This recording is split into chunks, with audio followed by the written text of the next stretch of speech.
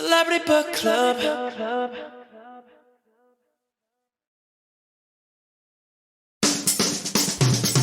Who's that knocking at the door? It's all your friends, you filthy whore. Your husband's gone and we've got books and a bottle of wine to kill. It's Hollywood. It's books. It's gossip. I'm shook. It's memoirs. It's martinis. It's Studio 54. It's Fellini. It's Celebrity Book Club. Come read it while it's hot.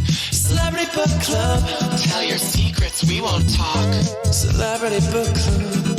No boys are allowed. Celebrity Book Club. Say it loud and proud. Celebrity Book Club. Buzz me in, I brought the Cuervo. Hey, best friend! Oh my God, Lily Murata. Stephen Phillips Horst. So good to see you back in the Whisper Room again. IRL in Dumbo, New York. Downtown, where people come to look at bridges, sweetheart. Your name came up yesterday because I was making my resume, which is... I'm so bad at making resumes. Yeah, it's always been a struggle for you. Yeah, and like the superhero world, and I don't know much about the superhero world. I feel like the one thing that can kill Superman or something like that, if I was like a superhero. I'm sorry, you're looking for the word kryptonite? Yes. Okay. You really searching, and just for those of you who couldn't see, you literally were raising your little paws up, like trying to find that word, kryptonite. Achilles heel is also a great sort of metaphor that people fun. use. Yeah. Yeah. Throw that around for your famous weakness. So yeah, your Achilles heel is going to go ahead and be making resumes. Yeah. My girlfriend looking it over and was like, what is going on with the spacing here? I was like, I'm trying to fix it. But then my sister was also helping me. It was a real team effort. And like we were figuring out the spacing and she was like, why is Steven's name so goddamn long? So wait, my name is on your resume? Well, because I did my acting credits. Okay. And I put trailing in.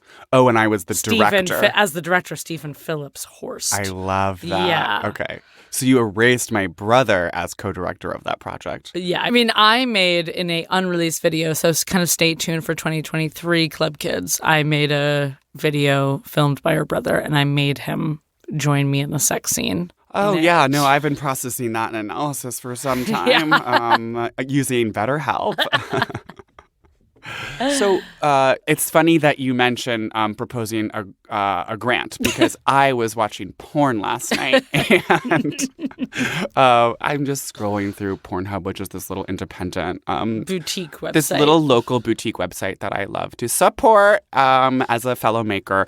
And there was this porn and the title was like Capitol Rioter. Invades fellow rioters' ass. And so hot. But so it was... They run in and they both got their hats on. And they're like, whoa, dude, that was crazy. Did you see when that woman like picked up a bat? And he's like, when that other guy like punched that guy? And like they're acting like they were like so freaked out, this like protester and violent. And like they had to escape. So it's sort of drawing the line at like they were just there, you know, just in kind of an Ariel Pink way. An Ariel Pink way to sort of be a part of something, and then she's like, "Man, it was a revolution. I didn't realize it was going to get that crazy. Yeah, it got why too am I crazy. so horny though?" So then they realize, that they're horny, and then they flip fuck, which is crazy. What's flip fuck? Thanks for asking. Sorry, yeah, explain that. So I know that you are super binary and you only top. You mean they both take turns. It's if you reverse. Yeah. Yes. I guess I would just call that taking turns fucking each other, but I'm always looking for new terms. Taking turns? I guess taking turns is fucking in like kindergarten terminology. Do you want to take turns? Do you want to take turns, Leah? Cool. Okay. Yeah, my mom said we have to take turns. You have to take turns fucking me. Okay, but you're already getting turned on by like me saying take turns. So actually, you're the fucking sicko over there. Diaper stuff. Anyway, I mean, the porn was fine. I was just really taken with the plot. No, I'm taken with the plot, too. I kind of wish they'd pushed a little more. I do get into, like, really, like, you know, like, trailer trash porn, which is like another, like, category. And, like, that's harder to me because that feels a little bit more authentic. I mean, obviously, I know it's, like, all staged and everything's fake, but, like, I don't need all the backstory. I just need a vibe. Vibes are vibe. And you know what's a vibe?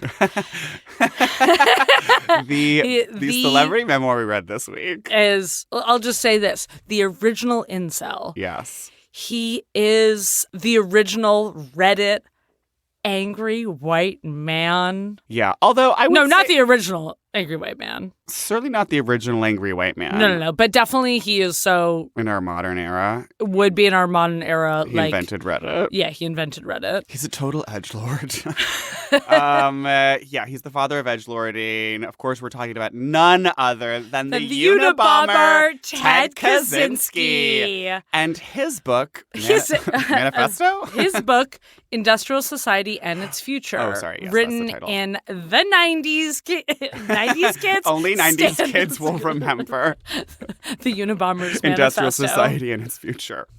So It'd be much. kind of funny if it was called Manifesto, like that Kate Blanchett video series that was at the Armory show that I was obsessed with. Where I got a splinter. Whoa. Yeah, Okay. and I remember we, Hi, like- legal. Get on that. We're suing the Armory. Seriously, and then we had to like find someone, get the splinter out. Wow. You had to find like some sort of like. You were there. I security? guess you don't remember. I don't remember the splinter. I mean, I was so taken with her performance. That and was so brilliant. maybe if I was more self-sufficient, Right.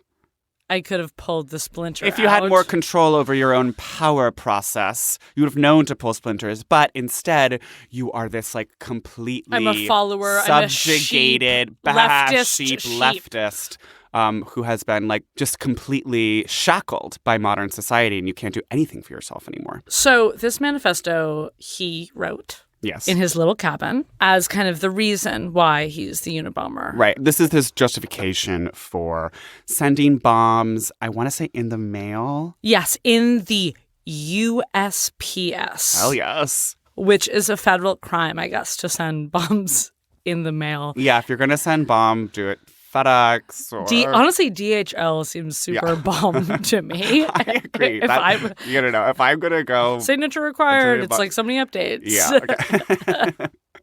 DHL screams bomb. And just the color in the yellow, it's very like, warning, bomb. Ted Kaczynski, total classic, where it's like he was this genius, quote unquote. Okay, so this is another thing I want to talk about. So he has like an IQ of 167. Yeah, what's your IQ? I'm so Well, curious. I feel like everyone from the 70s like knows their IQ, but they just like don't do IQ tests anymore. No, because it's a fucked up and racist and it's fucking racist and classist classist. system. But I'm just like, low key, what is the IQ? Or they like only do it for criminals. It's like big famous criminals. We always know their IQs. So I was tested for my IQ. Oh my God, you were! Oh, because you were like such a science project as a child, and all your Yes. therapy parents were putting you under like so much close observation. You were constantly playing with blocks. And like a team of like bearded people were just like taking notes in like a Cambridge home or like office, being like, what does this drawing mean, Lily? Is that what you still go by? So I was tested And you're not just only drawing for pizza slices and footballs Yeah. on the walls and crayons, and they're just like, she could murder. I want to say my IQ, this is a total guess. We're going to have to fact check this with my mother. I want to say it's like 107 to 120. Okay, not too bad. Yeah. Yeah, B plus energy. I think it's very B plus energy. And I was really inspired by the Ani DeFranco song that's spoken word called My IQ. And it's spoken word about how fucked up it is to test your IQ. And it's like, they showed me 2 oranges a pair. They said, which one is different? Which one does not belong? They taught me different is wrong. Yes.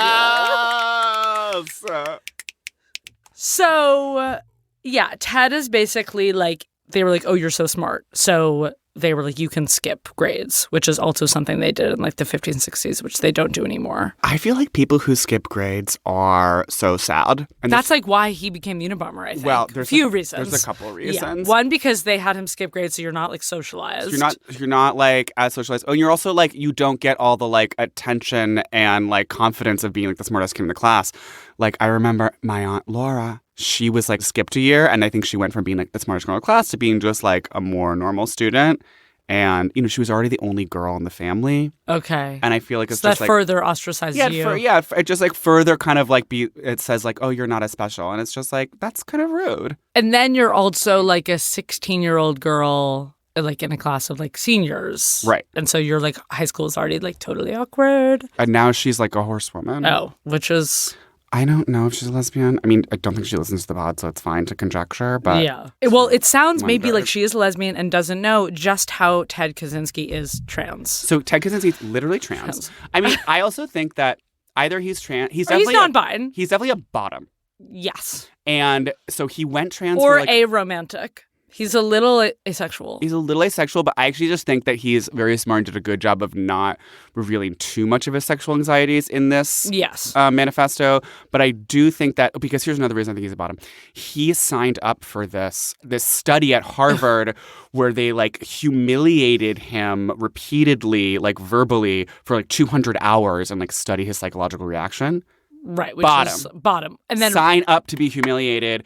Then he also literally like started going like medically trans like the 60s well, for I like think 1 it was year. after that like study. Okay. And then I don't know what the timeline is exactly, but I think then he visited a psychiatrist and was like, I want to transition. Like, I'm furious that I was born in a male body, like, and like started to, and then something snapped, and obviously it was like the before times. Right. So then he instantly was like, no, I don't. I'm so angry at myself for doing that. Like, that's actually so bad and disgusting, and I won't transition. I mean, everyone's gender journey is different, and there's no, let's stop the swan narrative, right? It's not you just start here and then you end there and you're a beautiful femme or vice versa. Absolutely. Maybe he just wanted to experiment.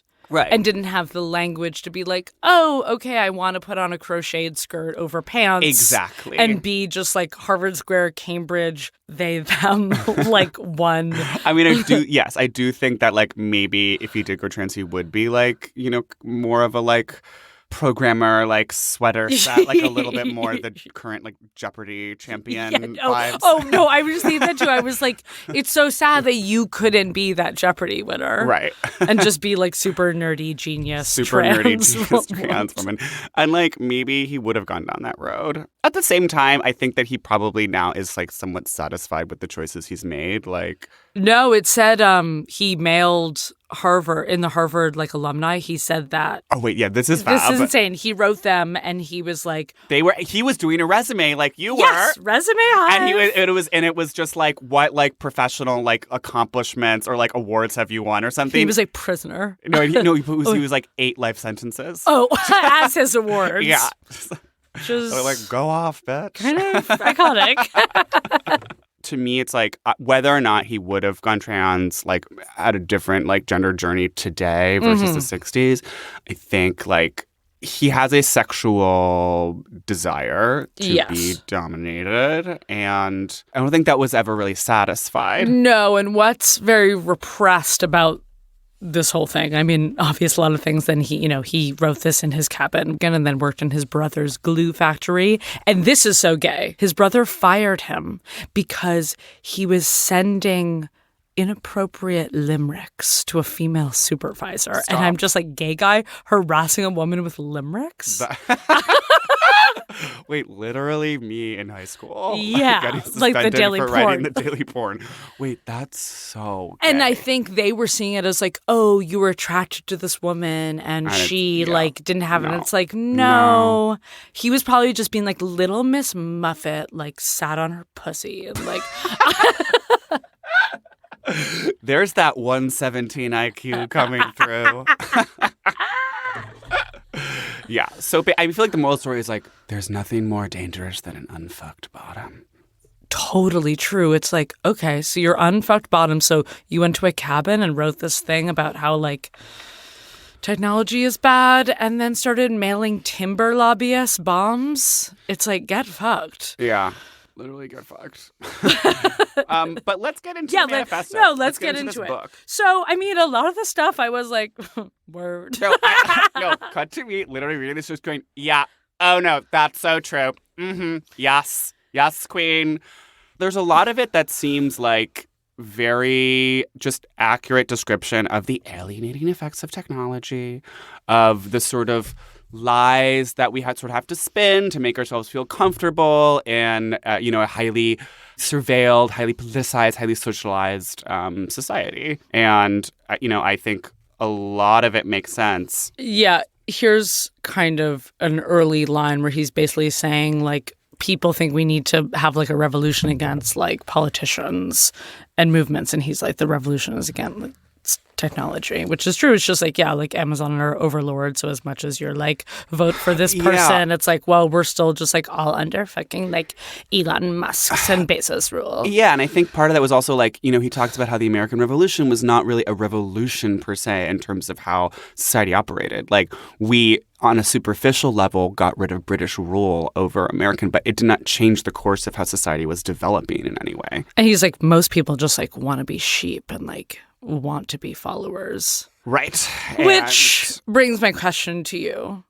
Am I a sheep? Yeah. Are you a sheep?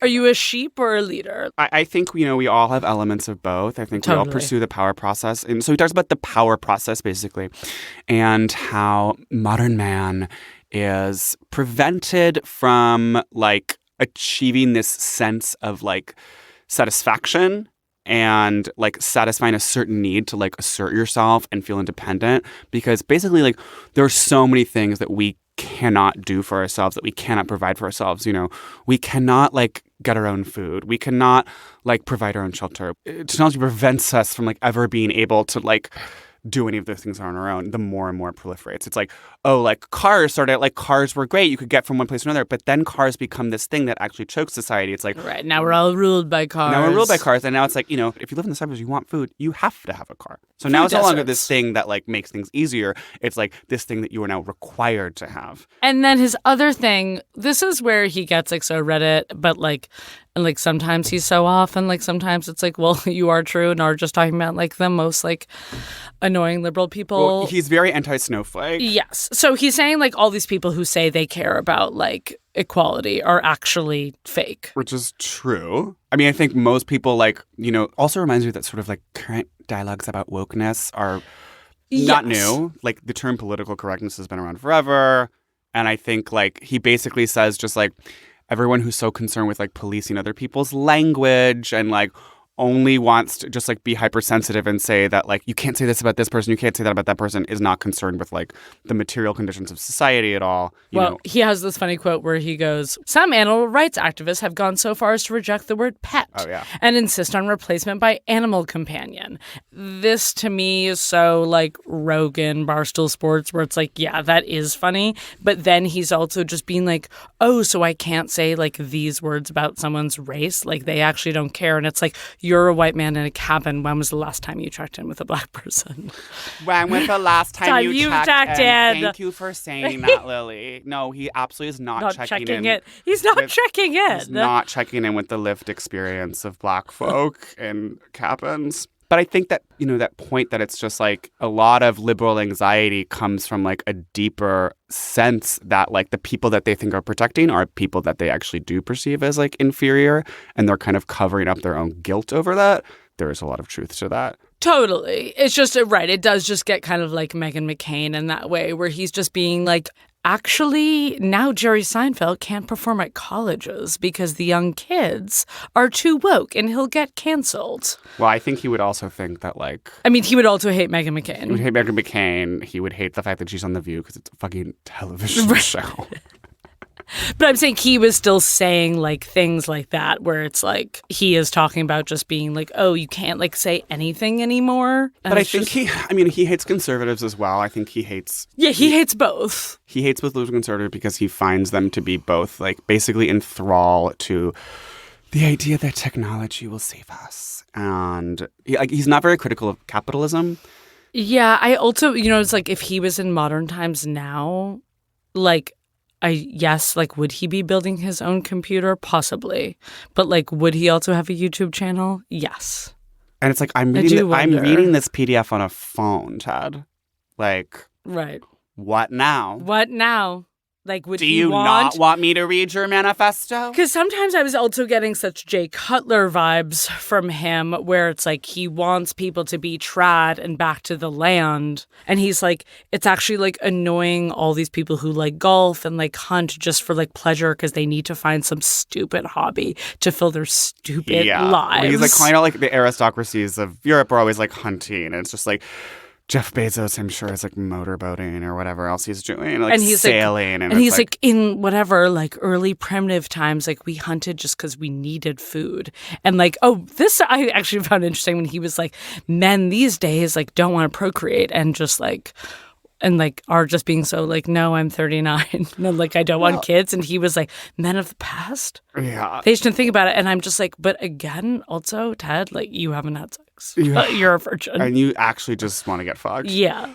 I mean, he's basically saying that like to pursue your like most basic material needs is innately more like satisfying than any of the like crap that we come up with in modern society. And like if your entire schedule was just based around like laundry, Feeding, cooking, gathering, like child rearing, just like fixing your thatched hut, like those sort of basic things, then you would be happier. Which is what he says. And it's like, I mean, maybe he was happy in his unfucked hut. But see, I don't think he was. But exactly. Otherwise, he wouldn't be fucking writing this manifesto. Exactly. And sending bombs. It's like, so he keeps calling it like surrogate activities. It's like, girl, this is your surrogate activity. Yeah, it's like, that's what I'm saying. That's why it's so Jay Cutler, like going back to the land and like posting about like hunting and stuff like that, where it's like, well, you're still posting about it. Yeah, it's like you are just being trad as a hobby. Right. And right it's now. like, and he's being such like a girl boss about it. Like being like, I'm going to like send bombs. I'm going to get published in the New York Times with my manifesto.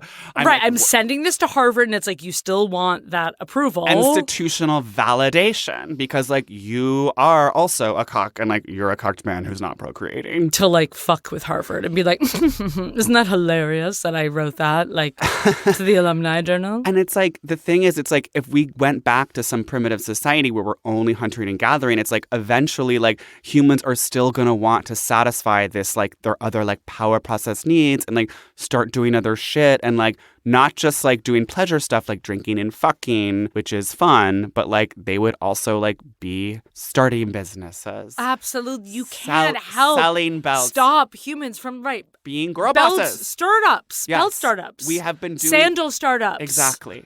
We have been enterprising startup beastas since the Neanderthal times. Celebrity Book Club.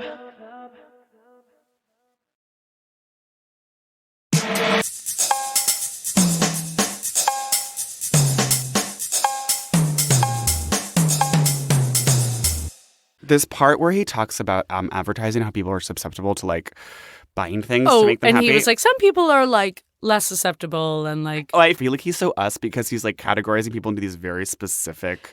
Yes, he's like, there's the type of person who will like buy anything and are just like so hungry and like they're like buying the crap I wear from their sponsored ads. But wait, can I just read this part? Because he kind of like drags me to hell and back. So he's talking about, yes, people's susceptibility to advertising. People vary in their susceptibility to advertising and marketing techniques. Some are so susceptible, even if they make a great deal of money, they cannot satisfy their constant craving for the shiny new toys that the market industry dangles before their eyes. So they always feel hard-pressed financially, even if their income is large and their cravings are frustrated. Some people have low susceptibility to advertising. These are people who aren't interested in money. Material acquisition does not serve their power process. Then there's people who have medium susceptibility to advertising. Like, just like saying that someone is like medium. I know. I was like, you're such a medium. No, I'm such a medium. I'm a medium. And he's like, are able to earn enough money to satisfy their cravings for goods and services, but only at the cost of serious effort, putting in overtime, taking a second job, earning promotions. Thus, material acquisition serves their need for power process, which I feel like is so us because it's like, I am like going wild at the Essence sale, but only when I feel like, oh, well, I did work like... I had like 6 jobs this month and I like made like a chunk of money copywriting. So therefore I can spend this money in Essence. And then I am feeling good.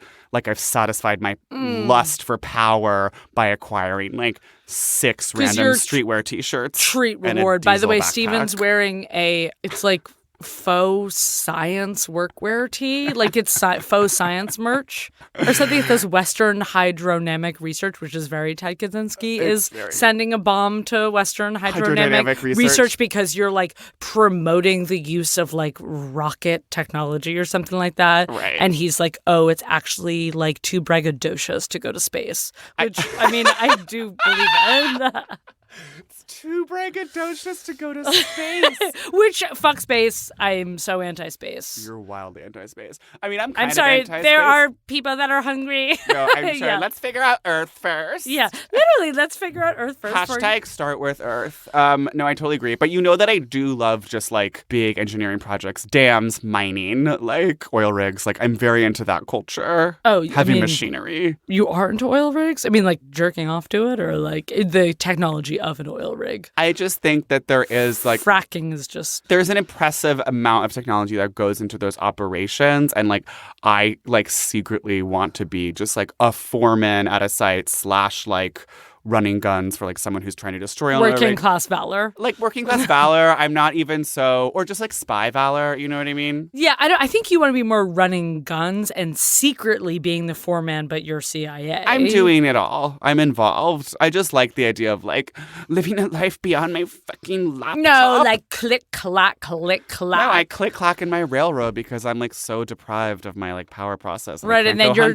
click clacking to essence.com, be like, let me give myself a treat. Okay, so after that, this is so incel to me, where he is like, this is actually a cool hobby for someone to do, and it's white guy being interested in Japanese stuff. Oh, okay, wait. Okay.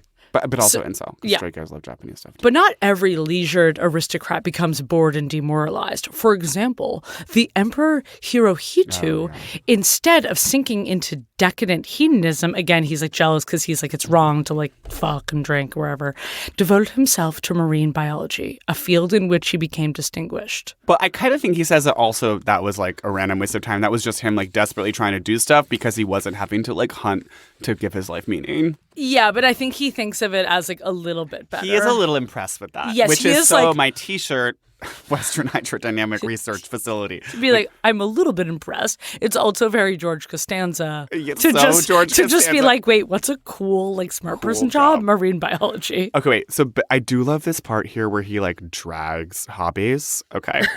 Another way people satisfy their need for power processes through surrogate. So this is where he like is first introducing surrogate activities. Blah, blah, blah. For instance, there is no practical motive for building enormous muscles, hitting a little ball into a hole, or acquiring a complete series of postage stamps. Yet many people in our society devote themselves with passion to bodybuilding, golf, or stamp collecting. I know. That was so funny. And I was also actually a little bit surprised he was anti-stamp collecting. Right, because it's like he's so letters. Yeah, he's so letters It's like, and mail. Girl, you're obsessed like, with the mail. And it's like, I'm sure he actually did have like a tiny little stamp, and he's like, that's his porn, and he's like writing this, and he's just being like, actually, it's really stupid if you have a stamp collection, and then under is like this little book with his little stamps that he looks at night. Did you know that I had a stamp collection as a child? I'm sure you're not surprised. I'm not surprised at all, but in binder form. Yep.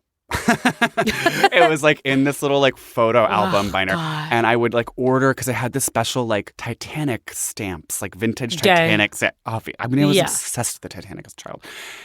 And long before the movie. Thank you very much. Pre-movie, Yes. you discovered the Titanic. Yeah, Punk Titanic. I literally discovered it. Me and James Cameron. And I was like, I'll get all these like cool retro, ocean liner, like Titanic stamps from back in the day. Yeah, it was mostly Titanic in my collection, but then there was some other ones too, like, you know, whatever, like Queen Victoria, this shit, and like, but it was all like fancy old stuff. Right, like the old gorgeous drawing. Yeah. Maybe that would be something. That would be a surrogate That's activity. a surrogate hobby that maybe to can give my get life meaning. Yeah, from your dumb little job. Because I don't go hunting. Well, and there's that guy in Ridgewood Coin and Stamp. Oh yeah, that guy. And he's kind Glenn. of yeah, he's always at Goddess He's Year. always so at Goddess Year. I could talk to him about stamp collecting. team up with him. Yeah, I don't know. I mean, he gives me Unabomber Yeah, vibes he's a little definitely bit. Unabomber vibes. I don't know about him. I don't know if stamp collecting is really the answer. He's so anti-leisure, and like this is where he doesn't have a job. And it's like, he you're doesn't have kind a of job. It's doing like- all leisure. Yeah, it's like you literally are such a like spoiled Greenpoint like freelancer. And I get, wait, I wrote some note about freelancers in here. It's just like you're just at home like writing your blog all day, and it's like I guess same, but like to me, you know, when I think about what's the purpose of life, I go back more to the Marxist idea. Not that I've really read Marx, but I've heard about it, and I feel like his energy is like actually technology, like, it should be helpful. Like, the problem is that people don't own the means of production. But if we abuse it. We abuse it and like use it to like promote inequality. But like, if we actually did it right, basically like you would be like a bartender one day, a fisherman the next, and then like you would have at least like a third of the week to just like fuck and drink and like listen to jazz. Right, which is the French. Yeah, which is like more like champagne socialism. And like, I think that's kind of more the vibe. It's just like, we should know how to do more things. I totally agree. And like, we should know how to hunt, I guess. And like, I do drive stick shift and I am proud of that. You do drive stick shift. But I think like leisure has a huge role and we do need to like just have that be a bigger part of society. I totally agree. Thank you. And and maybe that does include golf and stamp collecting. Right. Although I think golf is actually very wasteful environmentally. Well, okay, so I am an aspiring. I do golf. Yeah, you're not aspiring. You are a golfer. I am a golfer. Thank you very much. But I'm more pro.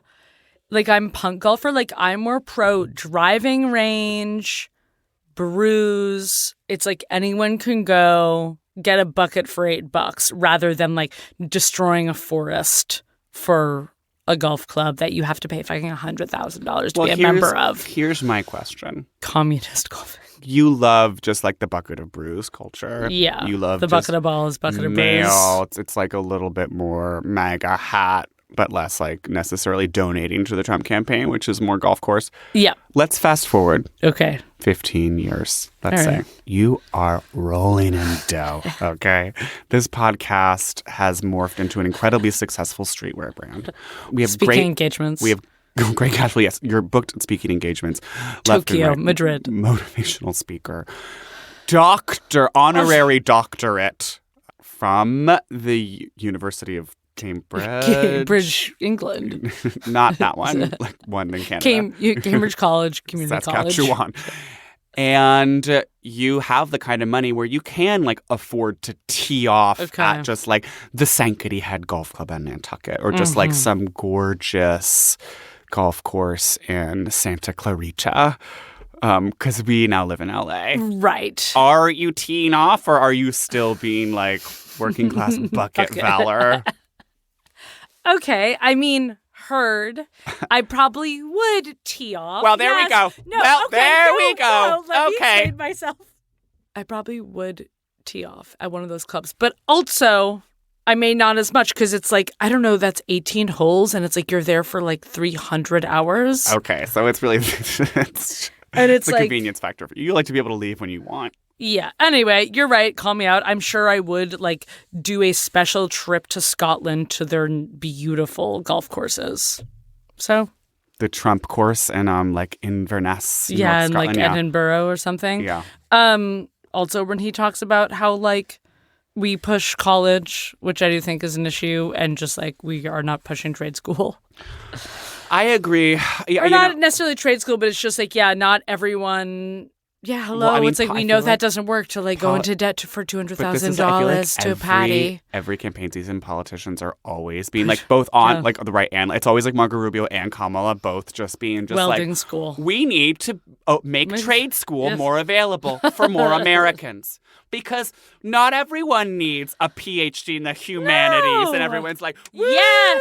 Welders. And then it's just like, when does that ever happen? It's never happening. And there's right, because I also feel like so many people also just don't really want to be welders. Yeah, I do. And then it's like, if people do want to weld, then they're like, if they are like so Ridgewood welders, they're like, ooh, I'm going to like this random schooling center that's like also, and I'm learning how to make a pizza crust, but like also welding. Also, apprenticeships are huge too. And I think in the trade business, you're like, oh, you have a friend's dad who's a welder, and then you apprentice with him for like 2 years. And then you have to get in the union, and that's a whole nother thing that's very hard. I know, you're very anti-union. I'm just saying, it takes a while to get into a union. Okay. I do think that this is in many ways an environmental manifesto. And even though I think he wrote this, people knew that like we were hurting the earth. I think the language around climate change was much less specified back then.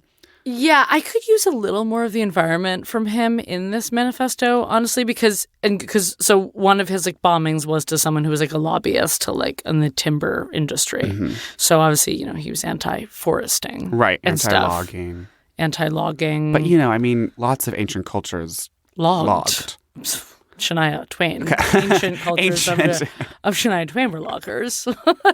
But it's like, yeah, it's like if we like ended every factory today and stopped making fucking fast fashion. Fast fashion is a crime. Yeah, I bought a $4 sweatshirt recently. And for the first time Just I a was solid $4. Yeah, solid $4. And I was Where was this? you know, that dollar store chain, ABC stores, whatever. Yeah. You were just like, need it. Well, you'll see it. I wore it here today. Oh my God, I'm so excited. Yeah. You literally have so many sweatshirts. I do have a lot of sweatshirts. Okay, well, you're the problem. I'm sending a mail bomb. I know. I guess I was like, when I bought it, house. I kind of was like, am I the problem? Buying a $4 sweatshirt, but I was like, I don't know, is Fruit of the Loom the problem or H&M the problem? They both the problem. Yeah, they both have their issues. Totally. I'd love them, you know, I'd love them to have less SKUs. And we can talk about the amount of SKUs that I think a fashion brand should have. Mm-hmm. Because it's like you're making too much stuff, you're making too many sizes. Where Fruit of the Loom, I feel like they make kind of blank tees, merch heads, you know, so it's different. Where H&M is, you know, throwing out maybe of the different trendy styles. Well, Fruit of the Loom is doing a service for those of us who do want to produce merch, whereas H&M is making a shirt that says just Nirvana like, on yeah. it. I passed by the H&M on my way to ABC stores, and it's just like full of Sublime hoodies that I don't think the families of Bradley Knoll are getting. Rip. Yeah. No, I'd love to know what the estate is making off of that. I mean, H&M, they probably have to do Some legal. Yeah. They have to stuff. license that. Oh, wait, sorry. A third line that I have highlighted here that's so nerdy. He goes, "Holy robots." Oh. Just randomly Okay, at that's- some point. I'm like, that's so like trivia nerd. The show that I watched on a plane the other day that everyone always watches on a plane. Big Bang Theory. Yes. Yes, it's very Big Bang Theory. So, you know, Janet Reno was the one who pushed to get this published. Oh, yeah. Good for her. Yeah. Well, because he Publishing queen Janet Reno. So he basically said, I will stop sending the bombs if you publish this in New York Times. And Which, Janet was no, like, I'm not promoting this, but if you want to get published. no, it's true. It can be really hard. The hustle is hard, and you got to do what you got to do. Mm-hmm. And she was like, yeah, let's get this faggot on the air.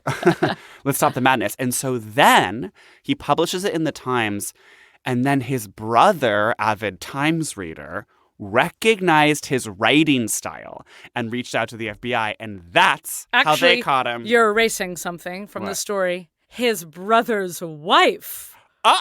A woman was like, "This is your brother. You have to read it," Wait, and really? persuaded him. And then the brother was like, you're obviously right, didn't want to it's read so it, him. and then read it and was like, "Yeah, this is gonna go ahead and be my psycho brother." Wow. Wait, okay. Go off, wife. Which Not me erasing the is wife. also that thing of just being so like, oh, like my sister-in-law, she's like on my case. Yeah, I mean, watch out. The sister-in-law She's is the one watching. sending you to jail. And I watched the 100%. the dramatized Netflix show about him like 3 years ago called like Man Cave. It's called like Manhunt. Oh.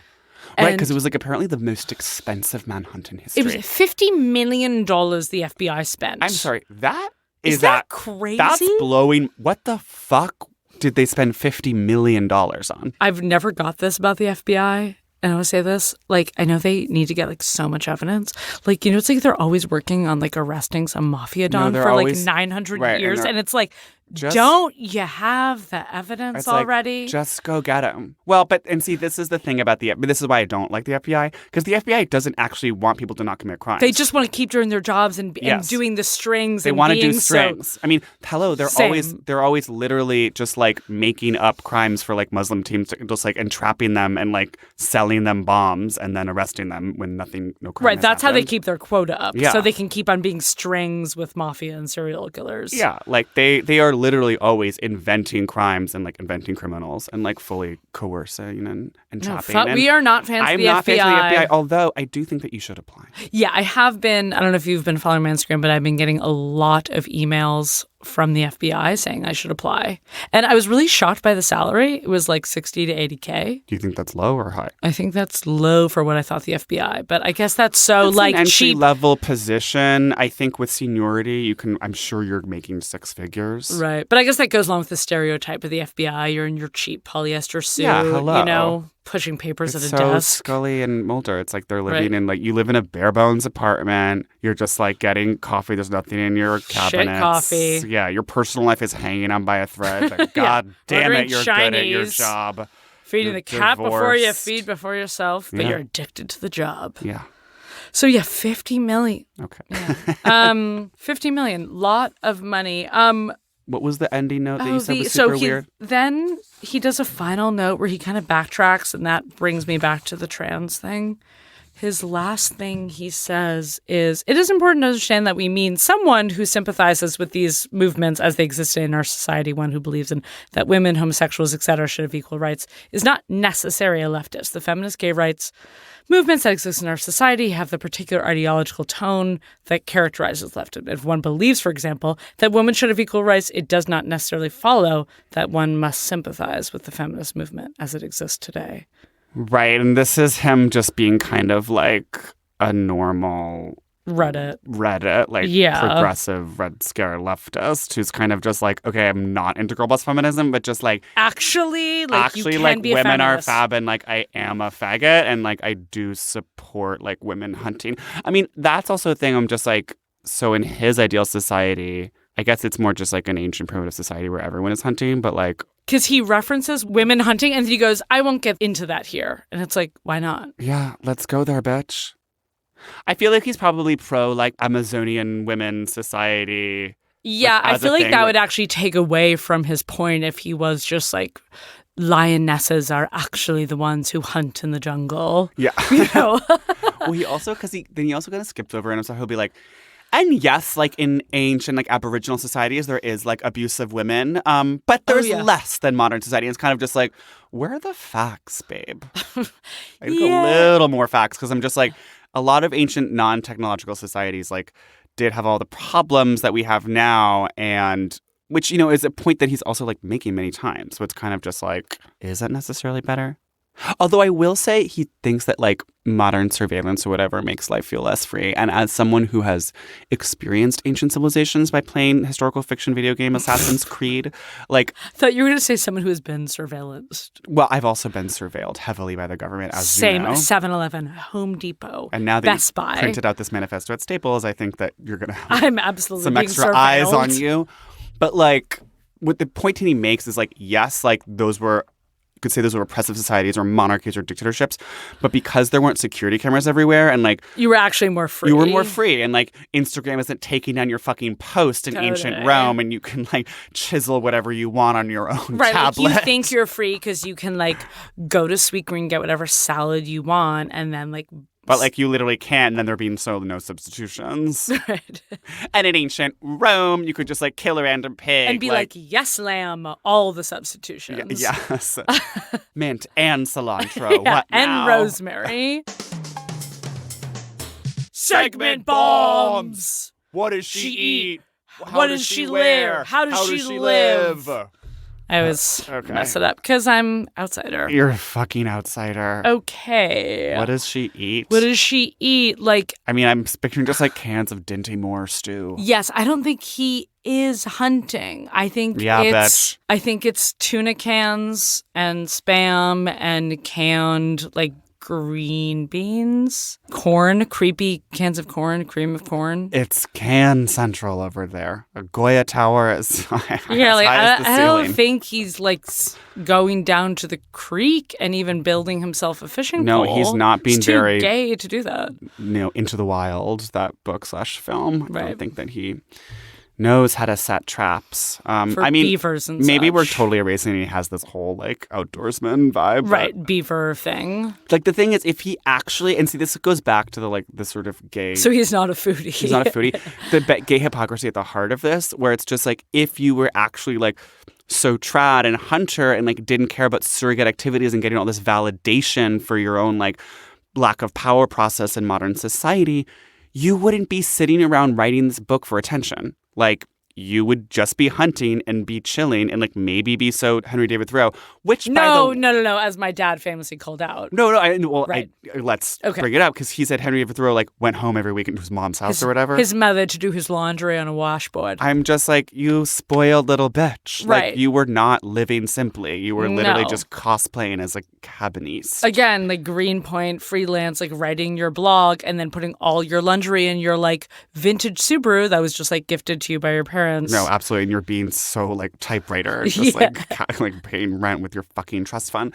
So, yeah, he is kind of that vibe, fake ass Thoreau boots. Yeah. But yeah, to the food question, I guess I'm also wondering if he's so like, when I think of like, you know, the modern Redditista, and we think of like friend of the pod, Brad Trammell, for example, who loves like Reddit culture. He is so like Steak.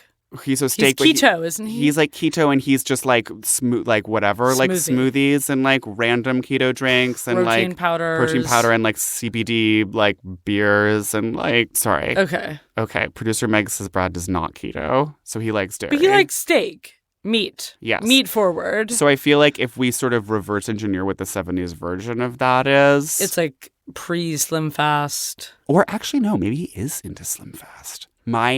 Because nanny actually no. loved Slim Fast. This is Our why pantry he's was this always is why stocked. he's Slim Fast, because I feel like it is such a like intellectual like guy thing to do, to be like, I don't clean or cook because I'm too busy being a genius. Right. So like lives in squalor and is like, I don't need food. I just drink Soylent and Slim Fast. And so sure, I can yes. think more. Yes. Why waste time on this pursuit? And yet, it's like if he were being honest to his own like creed, he would be spending a lot of time cooking. Right. Grilling a gorgeous fish. Like, I actually think that someone like Alison Roman is really more kind back of to the land. living a Ted Kaczynski life. In her like upstate? Yeah, because she's spending so much time like satisfying her essential needs, and she's getting a lot of pleasure or a lot of like sense of power and satisfaction out of cooking and like making food and just like doing the basics of life. This just in, Alison Roman is the Unabomber.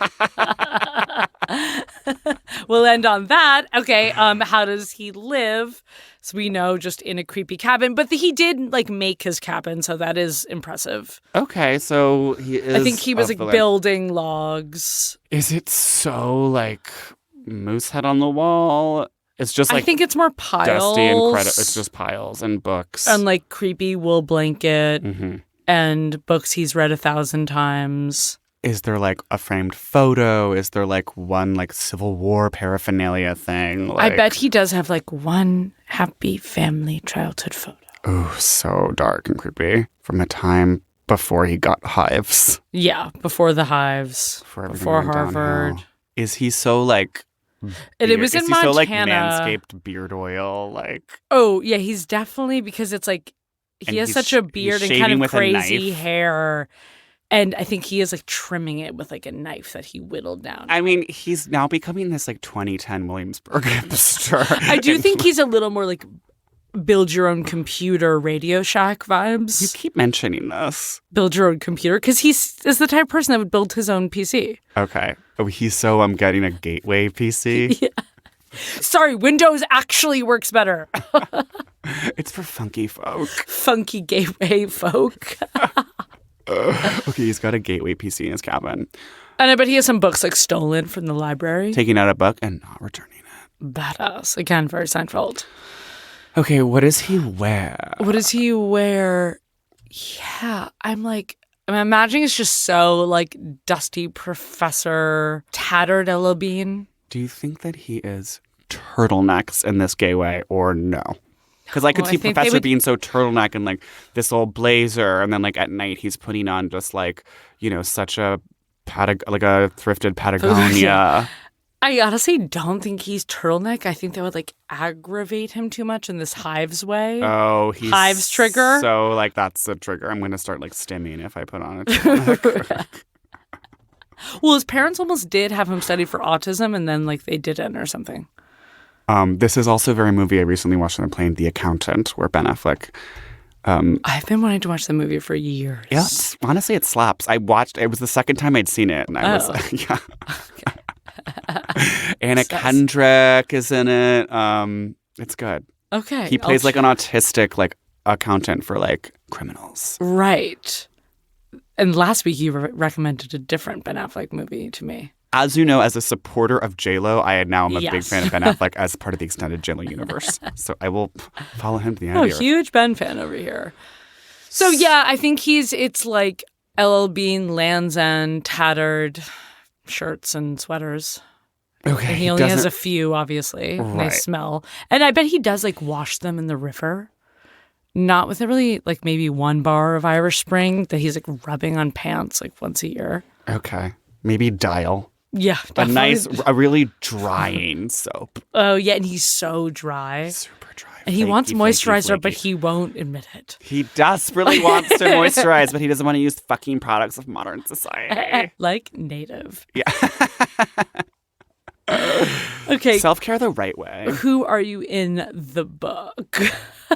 I mean, as we discussed, I'm the like person with a medium propensity or medium susceptibility to advertising. You are definitely that. I mean, I think I'm a medium too, but I also think I am like a fake leftist who wants to golf on the weekends. Yeah, for sure. Miss Stamp Collector over here. With my collections, me being like voting rights. Yeah. No, I mean, you're so like, I feel like you're very like, I don't know, Charlotte's daughter Lily Enter the City, or just like any like Park Slope daughter who's like, you go into their room and there's like so much just like little like, yes, we can, like. Okay, I am not yes we can dolls. Aren't I Rock, Charlotte's non-binary awesome child who wants to like frame a longboard? No, not because you're married and you fucking live in Ditmas. So I'm not a You're fucking sellout. Ditmas Ditmas is so D-list and like almost Ted Kaczynski to me. I mean, I do, in my personal opinion, it is Yeah, Wyoming. yes. So yes, you do live in a cabin in the woods as far as I'm concerned. Okay, I give this manifesto, I don't know, like 3 out of 5 bombs. I'm like 2.5 bones. I'm like, you said it. I also feel like, I don't know, he's trying to be this philosophist. But I think it is. I think the writing's pretty good. I think it's not too long. The page count I loved. Like, theory books are so fucking boring, and they spend like 6 pages being like, this is what I'm going to talk about, and here are some other theorists that I think about that I might not mention, but I am like interested in their work. And you're just like, get to the fucking point already, you stupid bitch. No, he did get to the point that at first I was like, oh, I actually wish you talked about, like, I was kind of like craving a little more of a memoir experience, being like, I wish you talked about what bombs you wanted to send to the timber lobbyists. But then I was like, okay, cool, mysterious vibes. Respect. Respect. And also because I think he wants the manifesto to be able to live on its own more as an idea and not be like connected to his like personal identities. And like to that extent, I think it's effective, like a lot of the parts of it. So kudos to him. You know, he wrote an update recently to like include computers as you're obsessed with. Local IT expert Lily Murata. Trade school ITT tech. So I'd be interested in reading the sequel, or I guess like. Yeah, I would definitely rec this to people and be like, it's actually a quick read if you just sit down and Java up. My only thing is that I was wondering, but I have really no knowledge of this because like I don't read philosophy. I was like, is a lot of this stuff like kind of stolen ideas? Wow. Yeah. I mean, it is a little bit like cite your work boots in here, and I'm just like. Yeah, that's why I was like, ooh, like. But did I mean, someone... listen, everything is stolen. Stolen valor. Yeah. Like your shirt. Yeah. Stolen science valor. Stolen engineering valor. Massive engineering projects, hydroelectric dams, etc. Well, this was a gas. This was a true gas, and a real stick of dynamite, no pun intended. I'm so glad we did this. True crime hive, come at us. Let us know if we were right or wrong. We were probably wrong in many ways. But isn't that what's fun? Make mistakes. Yes. I love making mistakes with you. This is how we're in control, and this is being vulnerable. Yes, and you know what? In the modern times, yes, you know what we hunt? We hunt for gossip. Yeah, we hunt information. For PDFs. Kudos to him for making his art, and it's just like... Well, a lot of people say, oh, I would love to just move to a cabin and write a book. He did it. Yeah. Okay. He actually did what a lot of you are talking about. He went and followed his dreams. Right. So if you can think it, you can dream it. So or really, if you can dream it, you can do it. Girl boss vibes, inspo. Thank you so much for joining us on this wild episode. On this wild USPS journey On the next episode will be our Club Kid Valentine's Day hotline episode. That's right. The love line is open. You've sent in your calls, or we're going to be answering them live on the air. All of your romantic foibles, questions, concerns, anecdotes, and your sexy, sexy stories will be aired live. Find that us. phone number on our Instagram. It will be listed there. So real sexy, horny turn from repressed Ted Kaczynski. To those of you who actually fuck or don't fuck and Need advice on how to. Right. Or maybe you don't want to fuck because you're ace and we want to hear from our ace listeners. Hell yes. As well. We're very excited. We will see you on that special Valentine's Day episode. That's right. It's coming out on Valentine's Day. Not on Wednesday, as usual, but on Monday because we Actual really Valentine's Day. want to activate that. Capitalistic holiday. Yeah, fuck Hallmark. Fuck Hallmark. Best. Best.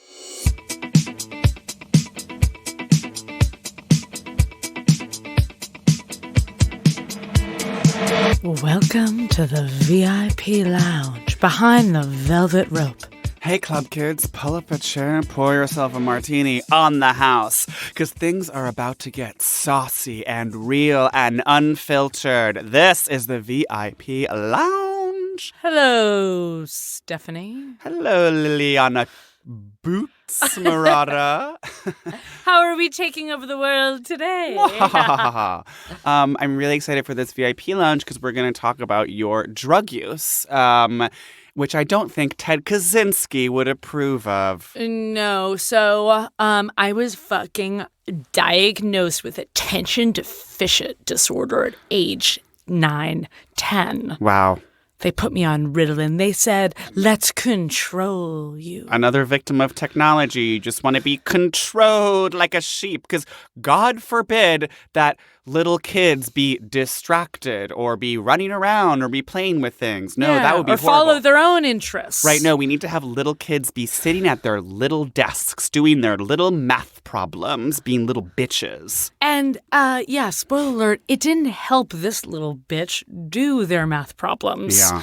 And people always ask me, like, oh, did it help? And I was on it from, 10 to 22. I did Ritalin, and then I did Concerta, and then I did Vyvanse, which is abuse. And that was just a taste of the VIP Lounge. Subscribe on patreon.com/CBCthepod to get more content like that every single week for only $5 a month. Again, that's patreon.com/CBCthepod. For $5 a month, you get access to the VIP Lounge every single week. That's more Stephen and Lily every single week for only $5 a month. VIP, subscribe. Celebrity Book Club is presented by Prologue Projects. The show is produced by Meg Murnane with editorial support from one of my best friends, Leon Nafok, Andrew Parsons, and Madeline Kaplan. I think she's so pretty. Our production manager is Priscilla Verlin. She's also super pretty. Original theme song by Stephen Phillips Horse. He's amazingly talented. I want to go on vacation with him. I think he'd be super fun. Artwork by Teddy Blanks at Chips NY. I've always wanted to start a graphic design firm. Maybe I will in the new year. Follow us on Twitter and Instagram at CBC The Pod. Subscribe on your favorite podcast app. Leave us a review. And don't forget to tell your friends about us. Also, go to patreon.com/CBCthepod for all sorts of extra cool content in the VIP Lounge. I love being a VIP. It makes me feel super special. Okay, bye.